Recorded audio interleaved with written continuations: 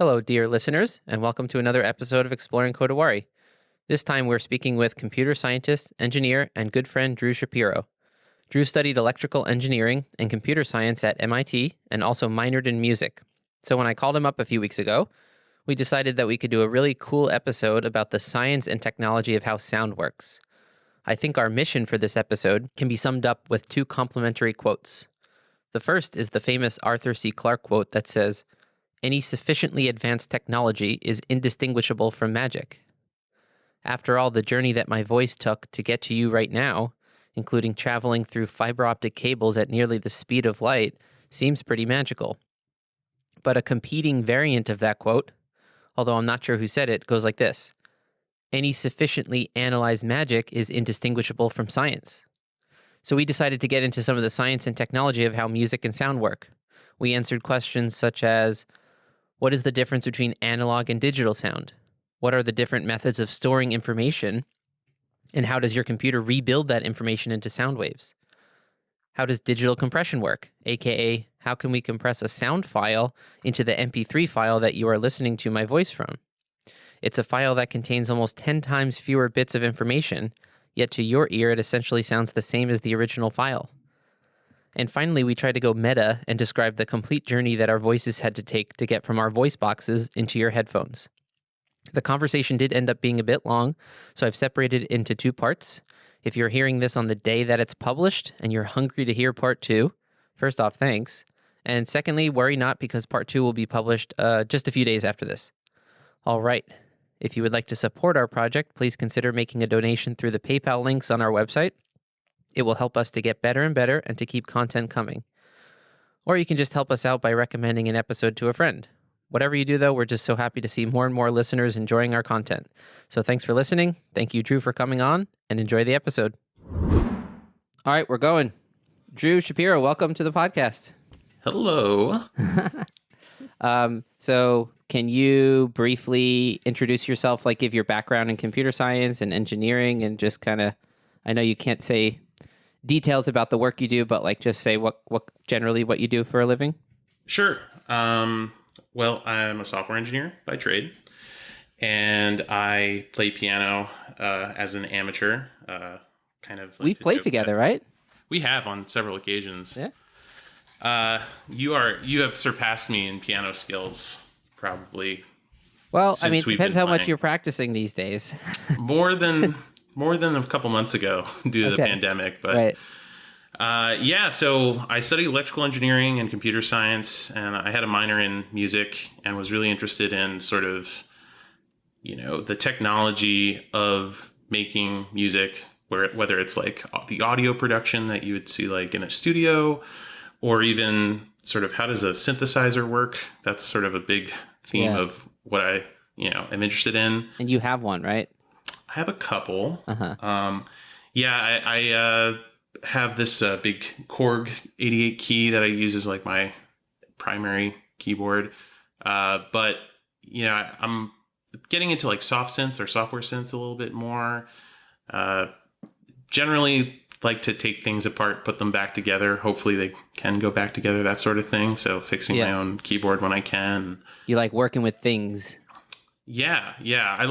I like breaking things and fixing things. They usually, go hand in hand. Which you can't do if you're like a neurosurgeon or something, right? You can't just, take brains apart and then put them back together. You can only do the apart thing with like cadavers, I guess. Yeah, it's not very ethical, but that is, I think, how they figured out some of the first things about human anatomy, right? Yeah, brain-body connections. Like, hey, this area makes the arm go like this. or like they got hit in the head here. Now they can no longer speak, or different types of aphasia like knock out a part of your brain. But that's no way to study a system.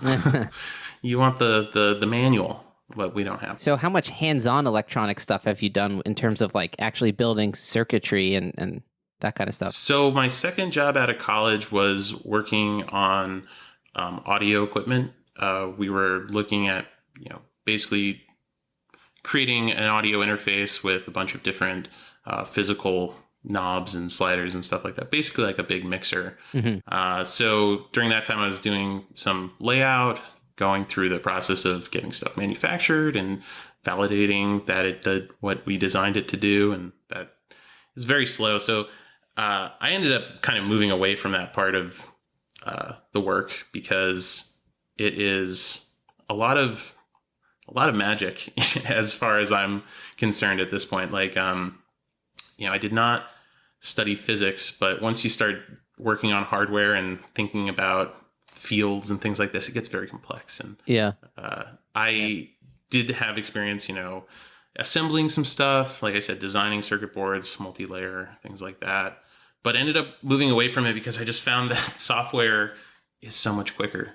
I can type something in and compile or, rerun a test or something like that and get immediate feedback that this worked or this didn't. Sure. Yeah, the turnaround time is you can fix some code, then see if that fixed it. And whereas if you're building even a mixer, right, it's a day's project to open it up, change something that you think could be causing the problem, and then find out if you were right that it actually was causing the problem, right? Yeah. And I mean, we're talking really, really low level. So you break down a system into its component or modules or, whatever sort of phraseology you want to use. But you take sort of a black box and you break it down into smaller black boxes until you get to the sort of subsystem that you care about. So like I was working on memory reading. So there's a lot of reading and writing when you're working with audio processing. Right. And it's basically a system that has to work like a multiplier faster than the rest of your system because it takes time. There's like latency. That's the part that I totally find magical about technology, let's say, of when I edit this podcast, right? I'll do all sorts of post-production things to it. Some of it's automated now with another program I use, but it goes in there and does loudness normalization, compression of like me and Yanka's voice being different, and then your voice, and multi-track analysis, and then a final mix down to make sure everything's only peaking by all these details. And I think like, how the heck does that work? Like I understand, I think better how my voice could be going into a mixer and coming out and all of that, but the manipulating of all that information and how a computer can store it, it's like holding it here while it messes with that. It saves the original copy just in case the whole thing like crashes, right? I mean, how many times on Yanka's computer, which is what we use, it's only got 4 gigabytes of RAM. It's an older MacBook. And when I'm editing audio, sometimes the computer will just go and like crash because it just didn't find enough processing space or power or whatever the phraseology would be to manipulate the hour-and-a-half podcast properly, Yeah, the hour-and-a-half part sounds like what's hurting your I could probably split it into separate segments, and then that would be easier. And that is a common like pattern in engineering is, how do you deal with scale and how do you break things down? And, you're talking about like post-production, which you have the liberty of waiting for that process to go through. When you're dealing with something like live effects, say adding reverb at a concert to the vocals or something like that. You that's mean all like happening. this? Whoa. Yeah. Did you just enter a tunnel? Yeah, that stuff is really interesting to me because it sounds so complex. Like, if you go online, you try to buy different reverb VSTs or some other sort of component. You could get hardware that does it. You can do right. There's software versions, right? Yeah, and it's like, how do they have 20 different rooms? How are they getting the different echoes, and is that actually representative? And it turns out it is. Like there's mathematical ways to sort of capture the signature of a room and then apply it somewhere else. How big is the bathroom you want your voice to echo in? Is it ceramic or is it marble? Yeah. So there's this concept called the system response. This is from signal processing. If you want to like find the Wikipedia page, but essentially it actually reminds me of things like style transfer too. You're sort of like saying like, make this sound like it's in this other room, which is similar to those like deep mind or neural net things where they like make your selfie look like Picasso or something like that. Oh, sure. Yeah. It's just the visual version of Right. So there's something that we perceive as hearing humans that is captured by some mathematical equation. And in the case of reverb, it's this thing called the system response. So imagine you go into like 3 different rooms and you essentially like hit a note, right, in each of those rooms. And then you hit a note in what's called an anechoic, well, I can't even say this word. Anechoic chamber. That's the one. That's sort of like your control in the experiment. Like right. you would be able to understand the differences and sort of subtract out control. Yanka, those are the padded rooms where no sound reflects off the wall at all. Okay. And so people are said to start hallucinating. They start hallucinating in there because when you have no external input, like you can't hear any room noise, you start to hear like your internal organs shifting around and your blood and your heart beating and stuff. Yeah, people start freaking out. Interesting. Huh. Veritasium, the YouTube channel, did a video in, I think there's a really, really expensive anechoic chamber at some Ohio University research lab or something. And he made a cool video. I'll try to remember to link it. Yeah, that's their control, right? That's where that would be, From there, then they say, okay, that's no sound reverb at all. And now let's play around with different surfaces and so that would be a good way to compare A to B, right? For us, when we have the full sample or the full, clip. But there's actually, we could talk about this more up close later, but if you had a wave file of some sound, you'd basically be looking at a bar graph, right? Like the sound is going up and down. You've seen this visual of like audio, right? And that is when zoomed out. I mean, there's a 44K samples per second, I believe. Right. Yeah. 44,100. That's right. 44.1. Yeah.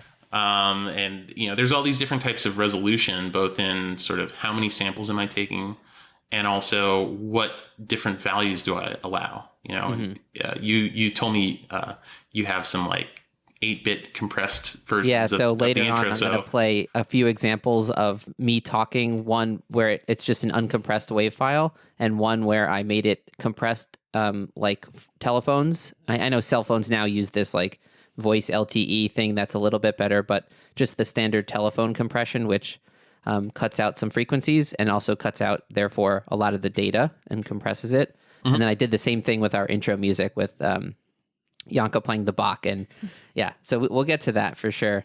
I suppose before we get it too deep into any details, can we just kind of get on the table like a definition of some of these like analog versus digital things?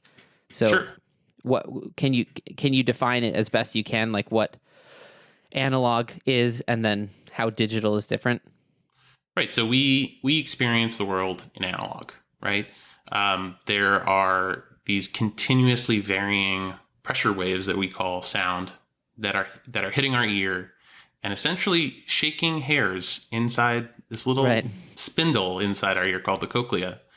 And the cochlea does this cool thing that like pulls out different frequencies and then tells your brain like the high frequency is going, the low frequency is going. And over time, we basically perceive this to be sound. But what's cool is that, that could be different for different people. That could be different for you at different ages as, your ear wears and tears. But the sound outside sort of just exists, right? And when we try to capture it, and this is sort of going from the analog to the digital, there's some loss of fidelity. We choose how many samples per second. We choose what dynamic range, or, how many bits we use to represent different levels of loudness. So you can think of, to get into the Kodawari space a little bit, like analog is sort of this ideal that it's very hard to reproduce. When somebody, even when you're, let's say, recording to vinyl or something that's a little bit less technologically discrete, you're making the grooves go up and down just like the sound is going up and down. And when you reproduce that sound, it is also sort of continuous. But again, there's loss of fidelity because Right. how fine is the needle that's etching into the wax? There's always limitations involved, right? Right. So Either technological or just like practical. Like I think I was reading about vinyl. So vinyls as compared to CDs, which are digital, vinyl records are analog. And they have to, when they press the grooves into the vinyl, they actually do this compression that cuts out most of the lower frequencies, because a low frequency, the waveform would be very big. And so they said each vinyl would only hold about 5 minutes of music if they printed the full waveform. So what they do is compress it, and then when the player is reading that signal, it knows how to mathematically add those frequencies back in so that when it comes out the speaker, you hear the actual music with the bass. Interesting. I didn't know that. And it's the same reason why high frequencies are dangerous too, because with low frequencies, the needle hops too much and can start causing problems. And with high frequencies where the grooves are too close together, the needle bounces too much and bad shit happens too. So it's kind of a compromise of like, here's our medium that we chose to sort of map the sound waves onto. I think I sent you a video today of an electron microscope. I'll link this in the episode notes. An electron microscope looking at how a needle rides the grooves of a record as it spins. And then that causes a pulsating electrical signal, I guess. And the rest of the details, I have no freaking idea how it works. But the thing is, I have a question. I'm like 5 topics behind right now. So when you compress it, like you basically simplify it and like lower the quality in a way. Is that correct? Yeah. There's a couple different definitions of compression. Yeah. So there's sort of loudness compression, which changes the dynamic range. I would call what you're talking about like digital compression. You're making the size of the file smaller.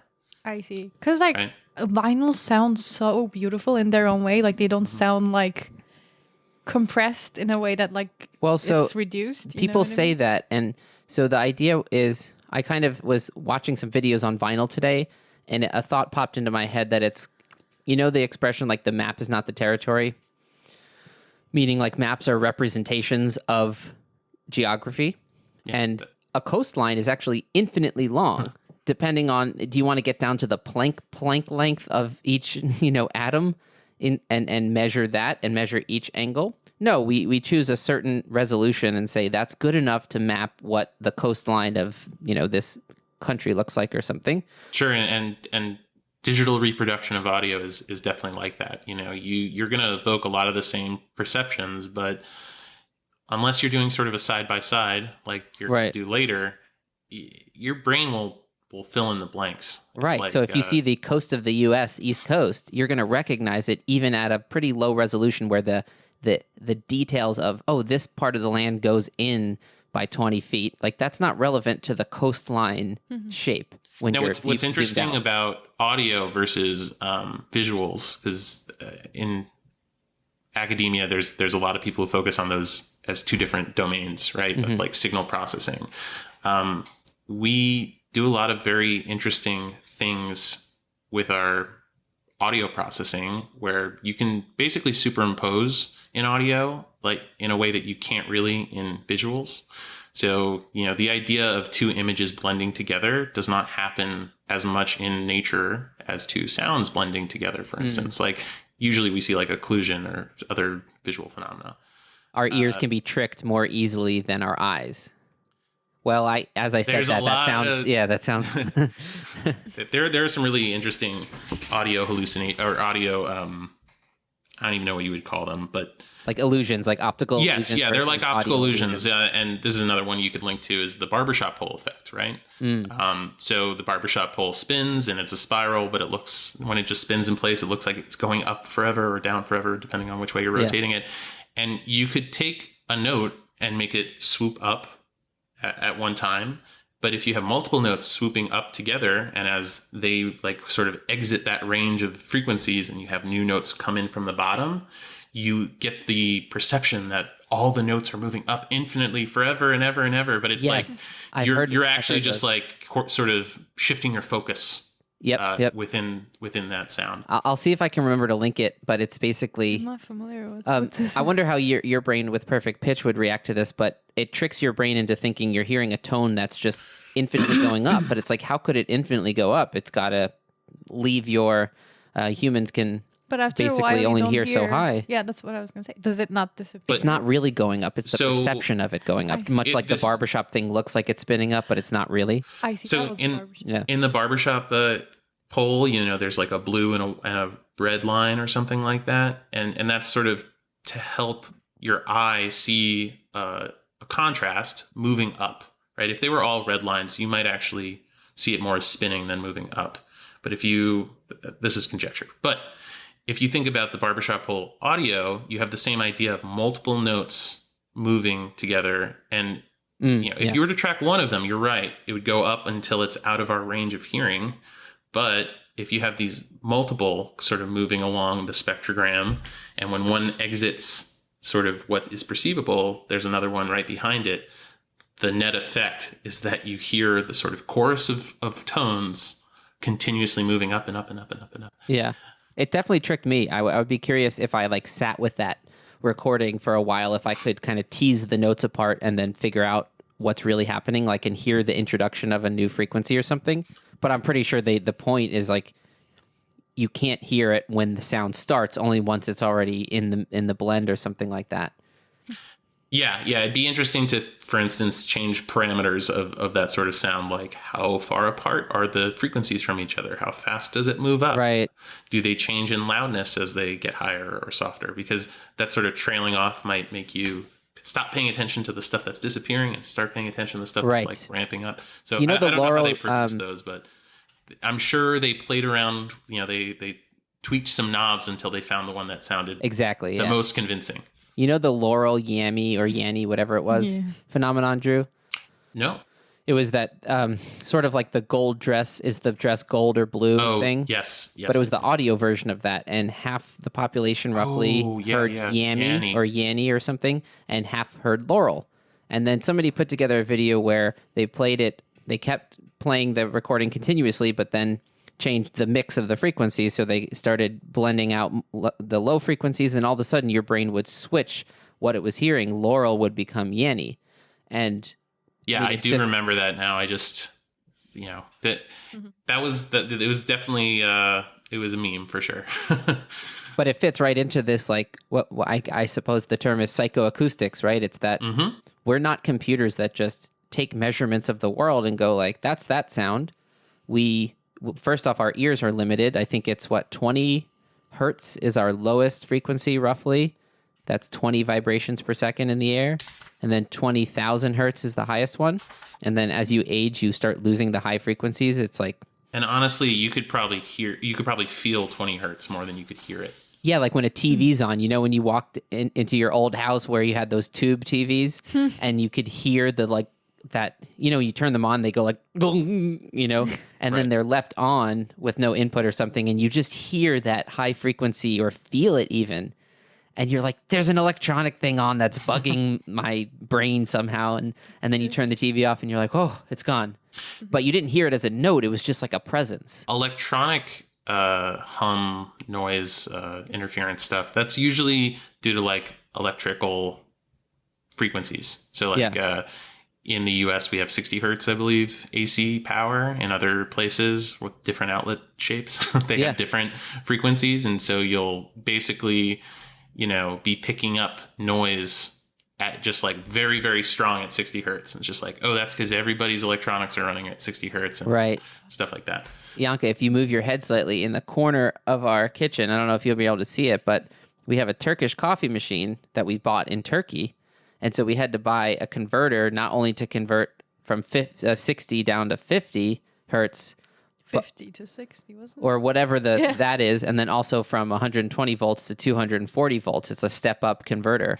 And now, because when we made the Turkish coffee without that, it just didn't really work. The machine didn't get hot enough, and the timing was off or whatever. So it was a weird $50 to spend, but now the coffee's amazing. Yeah.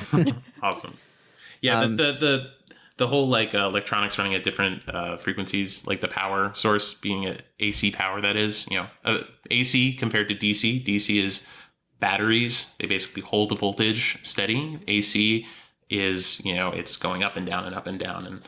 And there's, you may find a reference for this later, but there was like a whole town that's power was such that their clocks were behind other towns because the clocks were supposed to be using that 60 hertz. What year was this in? This was, I don't know, past 20 years.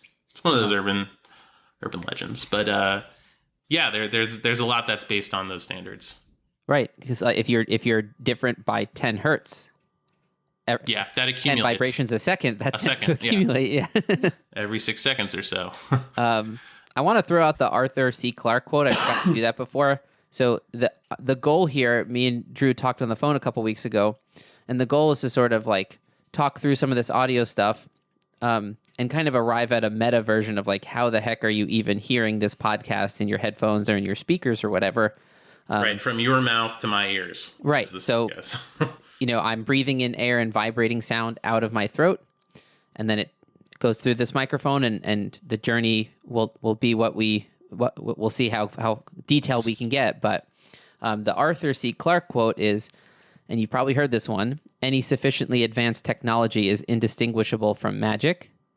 But then the flip side to that, and I still haven't found who said this, but it is any sufficiently analyzed magic is indistinguishable from science. Huzzah! Which is the inspiring part of all this. Who doesn't like, figuring out how the magician does his trick? I've always wanted to know how, and I sort of am like, for the people who are like, no, the mystery and stuff, it's just like, yeah, but it's not magic. But there's some explanation, like, why wouldn't you seek that out? And for me, I think that's where I embody like Kodawari in my own life, is like just wanting to know more about how things work. Yeah. Right. Like, you'll never understand everything, and there's no one who does. And expertise is, only as good as what we know right now. But we're in a crazy age where you can really seek out a lot of different information. You can find the people who are not amateurs to help you and help themselves figure out things. You know how you phrased it on the phone with me? It was great. It was like, the spell books are published out there. Yeah. The magician's spell book is there for you to read. And we write them too. Don't discount that. Yeah. I think Wikipedia is not great for, academic citation necessarily, but for your own exploration, it is really a great tool for you to be in a space where you don't know the questions to ask or even the words to use, and all of a sudden it's like, oh, blue link, new tab. I did a little bit of that before this just to get the right words in my head. Maybe not, we'll see. The Wikipedia rabbit hole, as I call it. Yeah and then you can go to the sources on the bottom and go down an even further rabbit hole of the actual academic papers that people were quoting or sourcing for the Wikipedia article. Yeah. I don't like people who hate on Wikipedia. It's obviously not, it shouldn't be your one and only source if you're trying to be an expert, but just for learning the basics of so many things, it's pretty amazing. And it's really empowering to think about how every page was created by someone like you. Like, not an expert who's trying to cite their own work, but someone who's exploring a topic, trying to make it easier to understand, and through the wisdom of crowds, we sort of reach some ideal, but and the edits come pretty quickly. If you put something false in a Wikipedia article, it gets changed fairly quickly. Although when I was in the trumpet studio at Stony Brook, where I went to college, one of the trumpet players changed the Wikipedia page for Long Island. And in the music section, it was talking about like Jones Beach Theater, this, that. And then it said a sentence, Stony Brook University is particularly known for its music department. And then he added, and even more particularly for its trumpet studio. And it stayed up for like 3 months until it got deleted. Because somebody was like, what's your source for this? He's like, oh, yeah, I just made it up. I'm just a trumpet player. And it's like, oh, it's not in the code of conduct or whatever. Yeah. But, to back up a little bit to the question of like, what is analog, and connect that to the magic narrative here. There's this real physical world, and then there's this sort of conceptualized, mechanized, invented world that we create through technology. And the way that we move audio around right now is by discretizing it. Basically taking this very smooth thing, which is the vibrations of the air, and turning it into samples. That's one term that you might be familiar with from audio production, is like, what's the sample rate, or what's the depth, the bit depth. These are all terms that I think a lot of people have heard, but then they don't trace, exactly what it means. Right. So the easiest way to say what a sample is think about a frame of a movie, right? Yes. One frame of a movie is like a still, right? It's a picture. Yeah. Right. It's a picture. So it's easier to build an intuition around. One sample of an audio is basically like how displaced your eardrum was, or how displaced your speaker was, or something like that. It does not have a great analogy, because, while video has time as part of it, images do not. You could have something meaningful to perceive in a still image. Yeah. But audio is inherently temporal, right? Yeah. It moves in a direction. If you play a song backwards, it has a novelty to it, because even though it's all the same samples, they're in a different order. Yep. Yeah. And you could say, for the picture analogy, so let's say you're watching a movie at 30 frames per second. That's like hearing audio at the sample rate of 128 kilobits per second, which is what we export our podcast as when we upload it to the server. So in the audio example, could you say that the snapshot, the photograph, is of all the frequency bands in the human hearing? You're saying, what is the volume of each of those frequencies? Is that fair? That's not fair, actually. So, I thought I had something. Yeah, so what you were describing is called like a spectrogram, right? A picture of a spectrum, which is the frequency ranges, right? So we know, sort of relative pitch. You can kind of, we don't all have Yankee's perfect pitch, but we can understand, is something higher or something lower, and that's very easily represented. But the part where, time is baked into audio means that you can't say much about one sample. In fact, the most, you can kind of say something about two samples, but you need to know how fast they happen together. So, So like one thing that is inherent to all these systems is sort of limits, right? You go from analog, which is basically, there's sound that could hurt us, but we don't reproduce it. So we don't build we don't engineer our systems. Aren't there sound, they have them on some cruise ships. They're like sound cannons, basically, that concentrate painful sound. So when it's pointed at you, you'll just... I don't know why cruise ships need that. For pirates, to aim at pirate ships. Yeah. I'm pretty sure this is true. I read it somewhere. I mean, I'm all for non-lethal force, but I'm not in favor of technology for warfare. But there's basically, I was thinking of a jet plane taking off. There's an occupational hazard there where the world has this sound in it, but you want to basically protect yourself by putting, a muffler, essentially, right? Like you're basically making sure that vibration gets shook out somewhere else besides your ear. You're right. Or bounced off the protective headgear or something. Or at least the amplitude of that frequency, meaning the frequency is how close the sound waves are. And then the volume of sound, meaning is it loud or soft, is how tall the sound waves are, the amplitude. That's that's a great point. So the sample by itself tells you the amplitude, right? And the amplitude is, like you said, the loudness, but there's sort of a positive and a negative, like peak to peak there. Like if we look at a sound wave and there's nothing going on, like silence, which let's say you're in the anechoic chamber or something, that'll read like 0, 0, 0, 0, 0, 0, right? Just a straight line, right? Right, like a straight line, like a lake without any waves, like that crystal clear, perfectly smooth lake. Sure. Maybe there's some noise. Maybe things are going up and down. But here's the thing: is that it moves around 0. 0 isn't the bottom. So when you talk about sound waves, there's sort of an offset that we think of and that we call that 0. And you can think about the speaker. If you've ever looked behind sort of a speaker grate and you see this like circular thing that is sort of pulsating, it moves out and it moves in. And so you can think of those positive numbers as it moving out and those negative numbers as it moving in.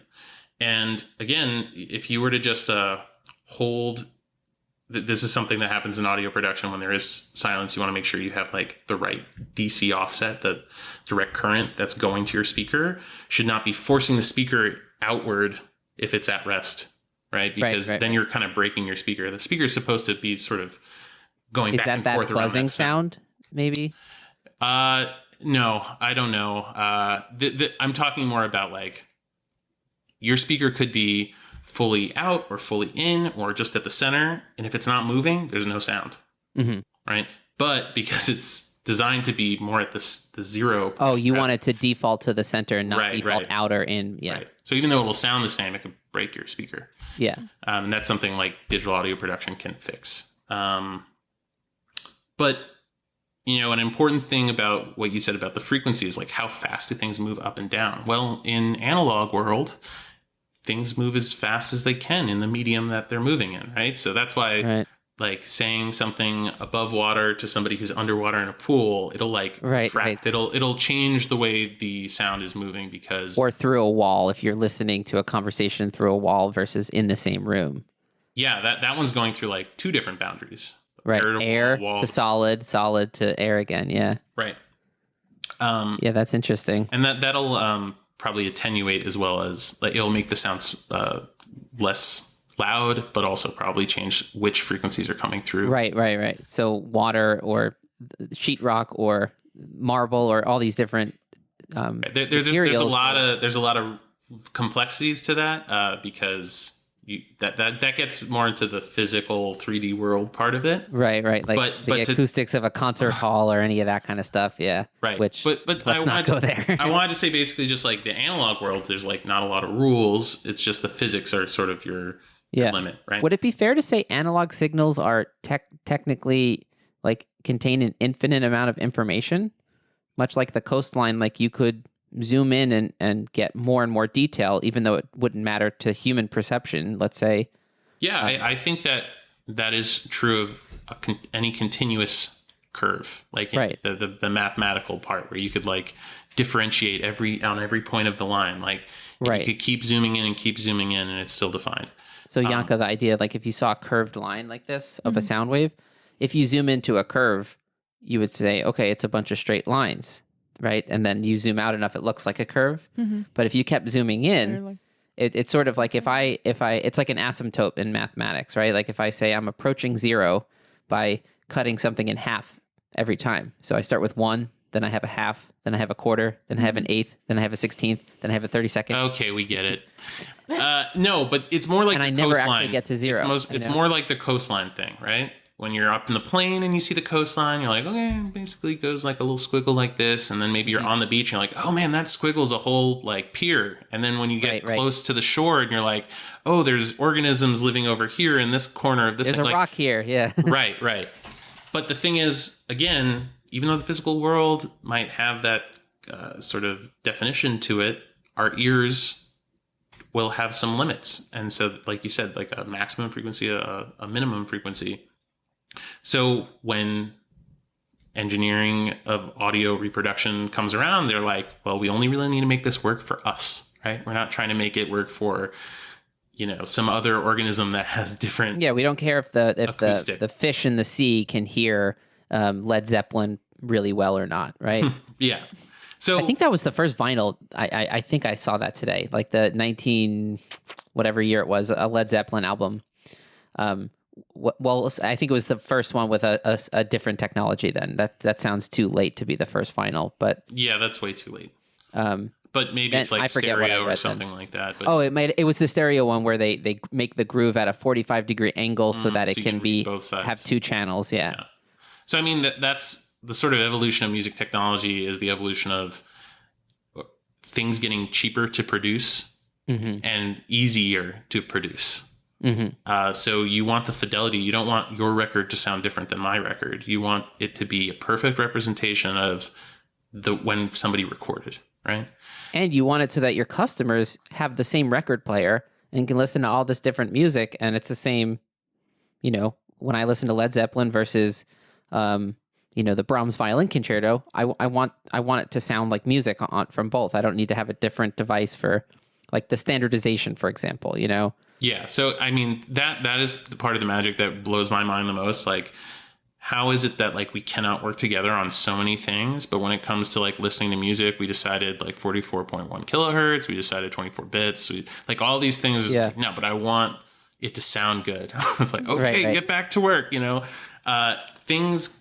I think sadly probably just comes down to it makes money, and so you want it to make money easily. So let's like make it easily reproducible. But back to analog and digital. If you have the limit of the thing that's pressing that that record, or burning that CD, because we're all using CDs still, it has to do with the physical limits. Like, how dense can you pack? How many minutes of audio can you remember when MP3s came out? Like, oh my God, I can have 100 songs in my pocket. That's amazing. Right. CDs used to have 10. Yeah. So, I mean, now we don't even care to have the bits with us as we walk. We stream them. Yeah. We stream them because that is now the cheapest, easiest, most, and well spread we can thing. Compress them so that when I click Spotify and I start listening to a song, even if I'm on a road trip, my LTE connection can start that song essentially instantly. And the technology behind that for me is magic, of course, right? I know it's science, but however it works, and it says, okay, well, you're actually in only 2 bars of LTE, so we're going to start streaming the lower bitrate version of the song, and then if you get a better signal, we'll make the quality, all that stuff happens. Right, because who wants behind the scene. to buffer, right? Like even the CDs had to buffer, right? Do you remember the Walkmans that had a skip protection? I remember as a kid just like abusing my Walkman, just going like knocking on it until I saw that buffer shrink. I was like, yeah, I got to skip. Meanwhile, I was probably scratching the hell out of that CD.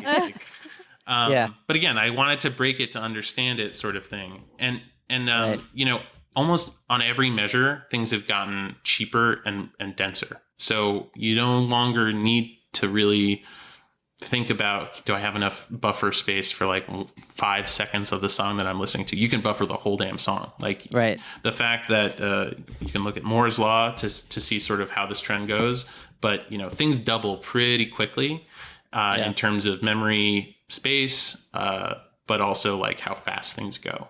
So we're basically not solving problems the way we used to, because we are rich with data. We're rich with processing power.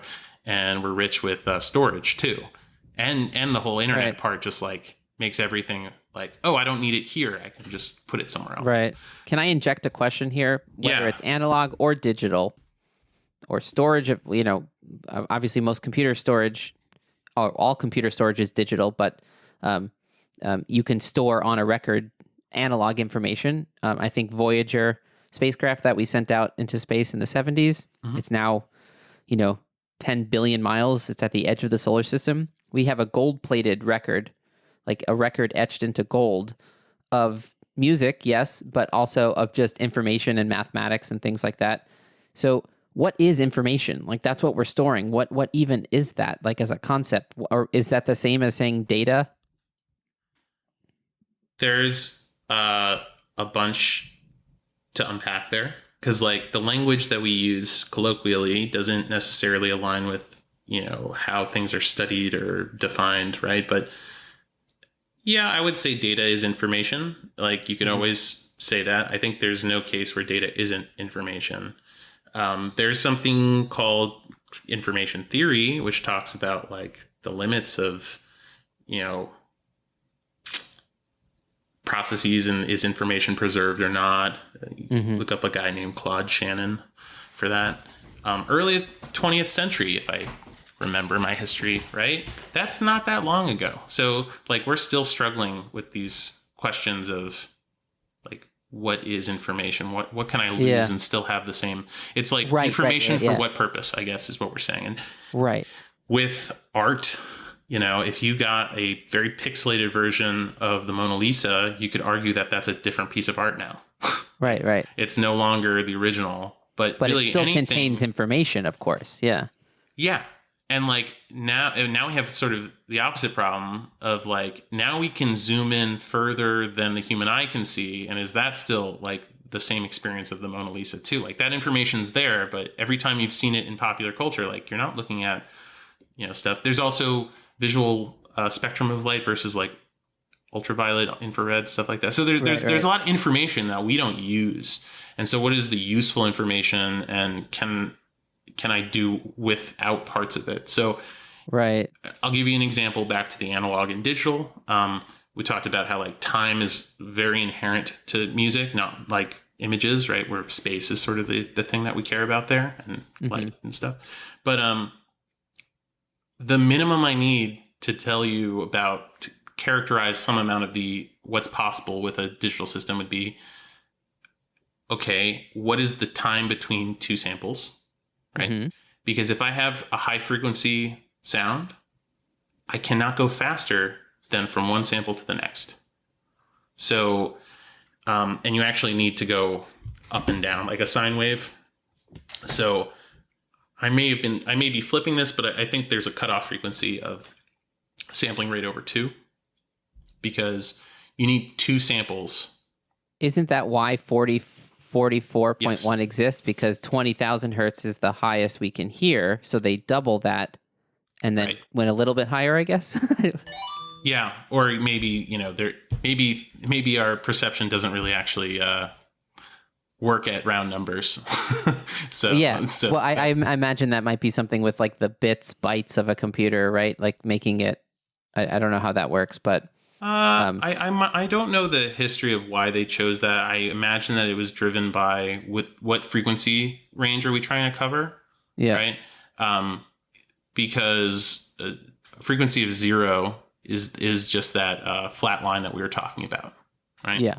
And as soon as I start to wiggle around that line, I start to move the speaker head, or you start to flap your larynx. Some air is moving at different speeds. And so what's interesting is that, like, unlike a synthesizer, like that maybe like a monophonic and is producing like one note right on the like nose. Our tuner is when we just hit a tuner, Yanka. It's just making that one frequency, Yeah. It doesn't sound like a musical instrument. It's just one singular boring sine wave. Right. So yet when I play that same note on trumpet, you're like, oh, that's... Or on violin, or if you sing just trumpet. It's a completely different sort of overtone series. I'm sure you guys have heard of. Like, you can kind of change the way you express that overtone series, but somewhat inherent to the instrument. And the timbre, that is the word we use all the time in music. The timbre, like if a conductor points to the trumpet section and says, trumpets, you're too bright. Can you play that with a darker sound? Now, of course, we're not going into the trumpet and typing in like what frequencies to attenuate and which ones to, but we're in our mind imagining a sound that's darker, and something about the way we adjust how we make sound means that the overtone sample within our sound will change such that the sound is less brilliant and bright and darker, and we just do that automatically through our musical training. But yeah, the training is key. You have to be shown it, and you have to try it, and you have to fail, and you have to like sort of Kodawari, keep approaching what you think is the right thing until the muscle memory just kicks in, and you understand this concept means I play it this way, and I can't describe how I play it differently, but I know it'll sound better. And you have to input enough data to your brain so that you can hear the differences between. Like a conductor might point to the trumpet section and say, you're sounding too much like Bruckner. I need you to sound more like Brahms or something. And you would know what that means. Like it means a rounder articulation and a darker sound, not so heavy and brassy, but more blending. And I think probably the physics of that would be less higher frequencies. But again, it's not like we're thinking about the frequencies or the overtone series in our sound. We've just automated that to some kind of magical process of the brain. Yeah. Or scientific. It's pretty cool. It's the part where I feel like, what's great about music and musical expression, there is some science behind, right? There is an amount of measuring it and saying, this is what a concert trumpetist does, and this is what a middle school trumpeter does. And you can look at how they use the instrument and probably get a lot out of that. Or you could look at the sound and really just understand, oh, wow, like, you know, there's a lot here about timing. There's a lot here about stability. There's a lot here about, you know what you're looking for versus I'm just trying to make a sound or something like that. But the overtone piece of this is really cool because you can see there's a reason that saxophones are sort of set up to be like the chorus, like bass alto or bass tenor, alto, soprano. It's because saxophones sound a lot like voices in their overtone series, and like similar music can be played for like choirs and saxophones. This is my very amateur understanding of the sort of timbral design of saxophones at the time. And the idea that you can elicit the same sort of reaction of like, oh, you know, we need a horn instrument that's very voice-like. A trumpet isn't that. You know, a tuba isn't that. Like the saxophone does sound like someone speaking to me. Although the Baroque trumpet sounds much closer to the voice than the modern trumpet does. Interesting. Different, you know, it's twice the length, a totally different timbre, different mouthpiece means a different harmonic overtone series within the sound. And generally on Baroque trumpet, you can blend much more easily with strings and voice and sort of mimic those sounds more than you can on a modern trumpet, which is built so well and technologically that it makes certain things easier, but you're just like, you cut through the sound of a group much more easily, but it means it just doesn't blend as well. Like a piccolo trumpet that you might play Baroque music with, it's the small trumpet you've probably seen. It doesn't blend very well with strings or voices compared to a Baroque trumpet. I find that the different trumpet keys themselves, if you switch between a C trumpet and a B flat trumpet or a Baroque trumpet in the different keys, it sounds like a different instrument, and it's a different, what we call timbre. And I always just wonder, when I'm hearing this on Spotify, somehow that recording captured these differences in sound waves. Clearly they have the right information so that my brain could hear, that must be Bach Collegium Japan. I can recognize the sound of that recording versus this English Baroque orchestra or whatever the case may be. Some of that is definitely from the source material. Some of that might be from post-production, right? It's like someone in a magazine touching up the supermodels, whatever, it's important to understand that like you being in the room is never going to be reproduced in the audio. And so there are tricks to sort of highlight and airbrush out the bad parts. Right. Oh yeah. And we hear people do that all the time. Like, whether, even if it's just adding reverb to an audition recording. Oh my God. Yeah. What it does is it masks cheap. Some of the reverb is so cheap, and it's very powerful cheap because it really does take you from that. This is a in the lab sound to in a cathedral, in a room, and it's so silly how simple it is, but it really transports you because there's more to the sound than the frequencies.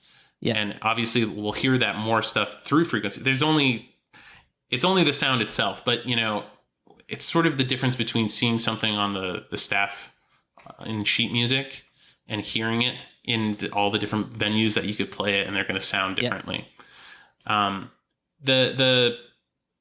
The nice thing is that, there's a good range of frequencies that the ear can perceive, and you can do a lot of expression within those. And so again, the technology is basically saying like, we don't need to support anything outside that range. And in fact, for most people, we can actually go tighter than that. And that's, if you play some of those things, you'll hear, well, on a phone, I don't need perfect reproduction. I just need to be able to make out all the phonemes of the words that someone's saying properly. And who knows if that's like very culturally biased or not. Like, I don't know that much about language and phone technology, but interesting. Maybe tonal stuff needs more. So maybe Chinese doesn't come across in the phone frequency as much as English or whatever. Wherever I'm not gonna venture a guess as to exactly. Just hypothetically, that could be a thing because different phonemes exist at different frequencies. Yeah, or you could even say Spectrums. different like diction might be. So maybe some people are good phone talkers and not because the phone's It's true. not That's also a factor. Yeah, some people just suck at talking on the phone. So what we're talking about here is, so now we've got our analog signal in the real world. It gets converted to an analog signal from this microphone. Oh, okay, yeah. It's still an analog signal electrically. It goes into a mixer we have here, blah, blah, blah, blah, blah. Well, let's talk about that part from the microphone to the wire in the microphone, right? Because that is an interesting, that's a pretty important factor. It blew my mind to realize that, and it's kind of simple once you think about it, that the microphone and the speaker are duals of each other. It's pretty much the same technology. You're just sort of changing some of the parameters around. So, the way you go from air moving to electronic signals is through some physical thing moving. Just the same way that your ear has this like drum head that air hits it and it shakes stuff that tingles your brain. Or the needle on the record player is moving up and down. Yeah. And the way that it moves up and down conducts a signal to the speaker. And maybe there's some processing in the middle. But, there's basically air hitting I think it's called a diaphragm in microphone technology. I'm not sure. So, yeah. And it shakes that. And the way it shakes that, you could have different, if you shop for a microphone, you'll see cardiogram, like pickups and different stuff like that. Different patterns of how it picks up. Yeah. It's basically like an antenna. Instead of picking up radio waves, it's picking up your air compression. And so there's different technology for different types of sources because, again, nothing's perfect, but what you can do is you can sort of optimize for voice. There are podcasting microphones versus drum microphones versus all the field recording microphones, all that sort of stuff. For example, this is a dynamic microphone, so it sounds good when I'm talking into it. But if I talk over here, suddenly you can almost hear nothing.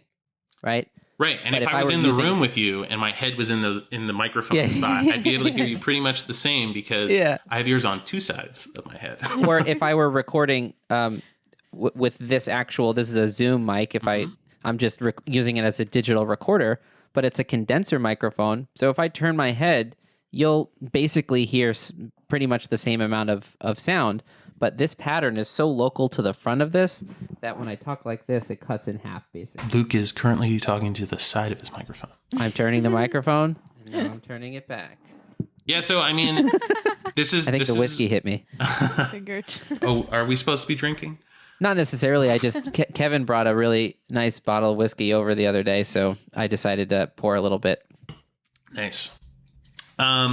I mean, so a microphone is a reverse speaker. It's a great summary. Yeah. I love that. Yeah. You're basically going in the opposite direction from sound waves and air to electrical signals. And, I think we covered sufficiently the fact that there are different microphones for different types of pickup, right? Should I turn the mic again? I think I got it. So now once it's sort of hit that pickup, it's gone from an analog signal via air waves, air pressure, to an analog signal in electronics. It has not gone digital yet. Right. When it goes over your XLR cable, in this case, as I see there, it's still analog. Okay. Analog. Then it pops into our mixer here. So the mixer, still analog, is going to be doing these things. And if you could think of the volume knob as an analog operator too. Like you can continuously make it louder or softer. By the time you get into digital, there's sort of like it's steps in volume, right? Right. So you want to keep your signal like analog for a lot of different things, but by the time it's going to go into a computer, it needs to be digital. And so there's something called analog to digital converters, or A to Ds, and there's something called, or ADCs, and there's something called digital to analog converters, or DACs. And these are sort of your like quality bottlenecks. Like you'll go shopping for an audio interface and you'll try to see like, okay, sure, what are its specs? And it's really talking about like this one chip that maybe has multiple instances depending on how many channels you have.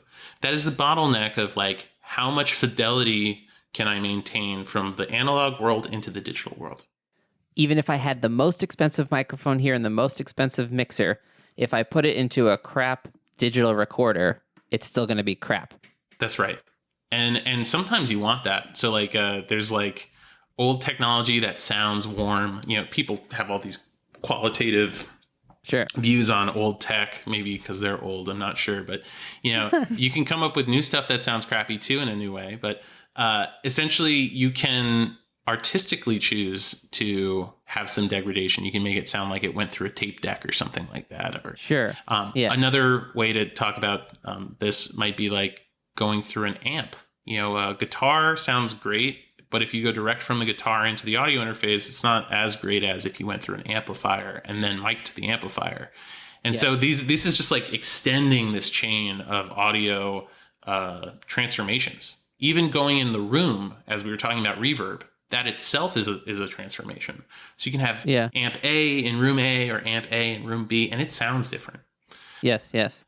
So once you get to the ADC, you're now going from, you know, the smooth curves. If you're really zoomed in reality, close, the infinite information of analog. There's a lot there, and it's that discretization that I mentioned before. You're now choosing. Go back to the video analogy. You have your camera and you take a snapshot every sample. Okay. Yeah. And whether or not it's a high def camera or a low def camera is one parameter. That's sort of the resolution of the sample. Mm-hmm. And how fast you're taking snapshots is the other side. And we already talked a little bit about how your sort of max frequency range is controlled by how fast you take pictures. Right. So if your finger on your camera, and the camera could actually do this, could snap 30 times a second, you would get perceptibly smooth motion. If you took it, you know, every half second or something, you would see that like stop motion, that like strobe moving in that strobe kind of way. Yeah. And the same is true with audio, except you will perceive it differently because the way that, you know, we perceive sound versus the way we perceive video or images. All right. Thanks for listening to this episode of Exploring Kodawari. If you enjoyed it, we hope you'll consider sharing it on social media and with friends. You can also help us out by leaving a rating and a review wherever you listen to podcasts. Those help us more than you would think. And if you'd like to help us out in a more substantial way, consider going over to our website to make a donation through PayPal. Links are in the episode notes for this. You can do this as a one-time donation or a recurring monthly donation. All of that support will help us to set aside time in order to create content for the podcast and the blog. And finally, please get in touch with us and say hi, either on social media or privately through email. We'd love to hear from you. Thanks for listening, and see you next time.